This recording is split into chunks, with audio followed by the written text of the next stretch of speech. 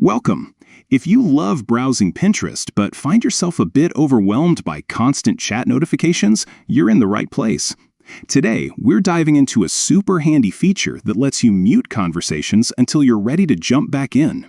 This is perfect for those times you need to focus or simply want to manage your digital space without completely missing out on messages. Let's walk through it step by step. It's surprisingly simple to do directly within the Pinterest app. First things first, open up your Pinterest application on your mobile device. Once you're in, look towards the bottom of your screen. You'll see a few icons there. You want to tap on the inbox icon. It usually looks like a speech bubble or a message icon. This will take you directly to all your ongoing chats and messages.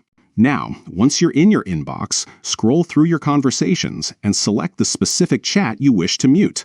Just tap on it to open that particular conversation. With the chat open, direct your attention to the top right corner of your screen. You should see three small dots, usually arranged horizontally or vertically. Tap on these three dots. This action will reveal a menu with several options related to that chat. From the options that pop up, you'll want to look for and tap on Notification. This is where you can customize how you receive alerts for this specific conversation.